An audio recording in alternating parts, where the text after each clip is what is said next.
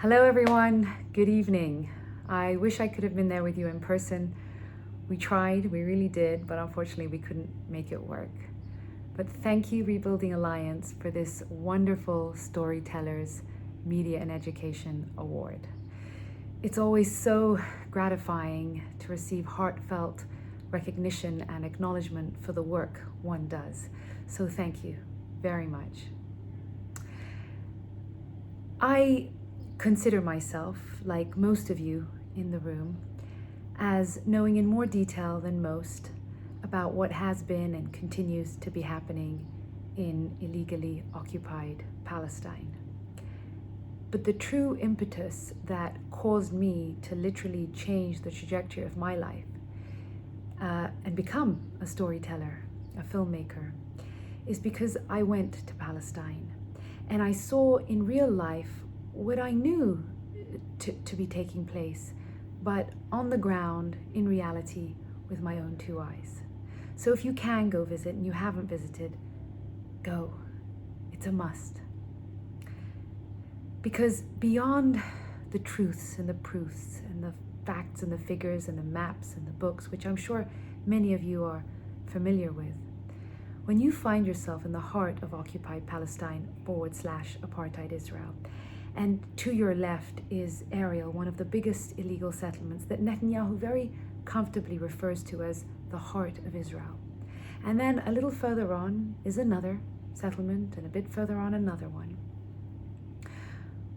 Or you find yourself at humiliating checkpoints, surrounded by dozens and dozens of Palestinians just trying to go about daily life.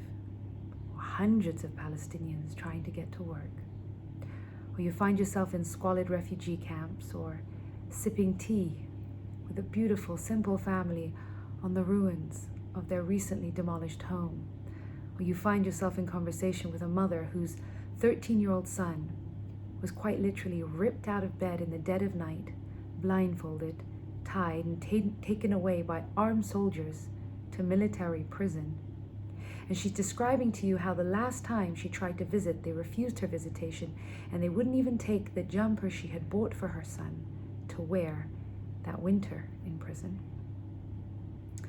You really start to understand the depth and breadth of exactly how systematic, institutionalized, and deliberate this whole occupation is, and has absolutely nothing to do with security. You come to recognize that what is happening and has been happening in Palestine for decades, at its essence, really is a racist colonial settler enterprise. And all this cruel and inhumane treatment is quite simply to acquire as much land as possible while ridding it of as much of the indigenous population as possible. And we all know too well from history that every colonist works very hard to ensure that the population they are colonizing is first dehumanized, then branded as barbarians or terrorists or whatnot, and then eventually their very existence denied. And they do this for internal and external consumption, so that people of goodwill will not feel with that population. And then any and all atrocities can be carried out against them with no recourse, regardless of the facts and the figures and the truths and the proofs. It's that realization that has brought me to the work that I am doing. I realized that engaging people in ways that reverse that dehumanization, that rehumanize, was step one for any better world I could imagine.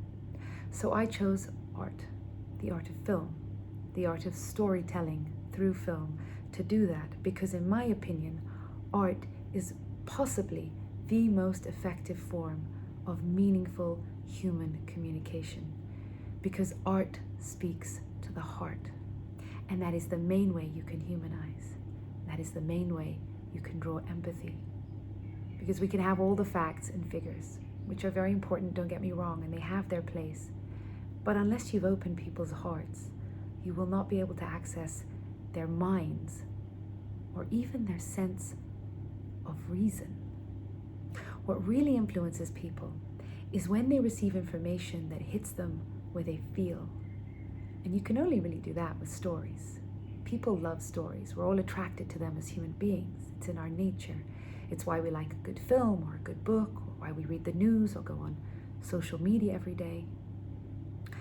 And with film, there is no limit to the stories you can tell or the ways in which you can tell them. My work, my focus is not on the IQ. There's plenty of that. My focus is on the EQ, the emotional intelligence and understanding in this whole situation.